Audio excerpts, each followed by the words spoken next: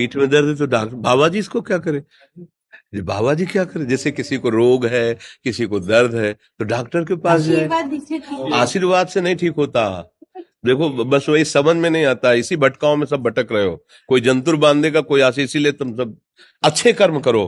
पूर्व के पूर्व कर्मों के पाप से हमें दंड मिलता है। अच्छे कर्म करो, नाम जप करो, माता पिता की सेवा करो, सद्भाव से चलो। अभी ये कर्म नष्ट हो जाएंगे, किसी से जंतुर बंधवाने की जरूरत नहीं, किसी से आशीर्वाद मांगने की जरूरत है। अब नाम जप ना करो, खाओ मुर्गा मांस, पियो शराब, करो व्यभिचार करो, तो बाबा जी आशीर्वाद दे दे तो कोई आशीर्वाद काम नहीं करेगा। दुर्गति होगी यहाँ भी और वहां भी। हमारी बात समझो।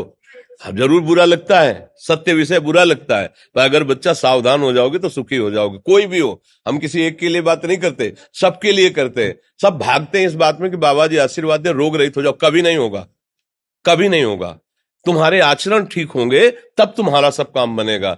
हाँ देखो ना, खा रहे हैं जीवों को उबाल उबाल करके मांस, पी रहे हैं शराब, कर रहे हैं बेविचार, बुद्धि भ्रष्ट होगी और नष्ट होना पड़ेगा, क्योंकि आचरण गलत है। कोई आशीर्वाद किसी का काम नहीं करेगा।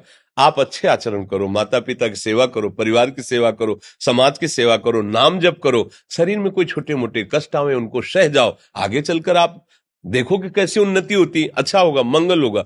इस ब्रह्म में ना किसी के आशीर्वाद से कुछ हो जाता है। हम आपको पक्की बात बताते हैं कि आज बाबा के यहाँ गए थे यार, पीठ में दर्द कम हो गया। ये तुम्हारा पुण्य लग गया, पुण्य बन गया, तुम्हारा कर्म। तुम आए ना यहाँ, तो जो जो पाग आगे धरे कोटिन यज्ञ समान, साधु दर्शन के लिए भाव से आए तो तुम्हारा वो रोग नष्ट होगा, तुम्हारे कर्म से नष्ट हुआ। तुम सत्कर्म किए ना, उससे कर नष्ट हुआ। बात समझो बच्चा, आप हमारे घर के हो सब। आशीर्वाद देने से हम कई बार कहा कि अगर तुम सुखी हो जाओ तो हम किसी से न मिले, चुपचाप अपने कमरे में बैठे केवल आशीर्वाद देते रहे सबको।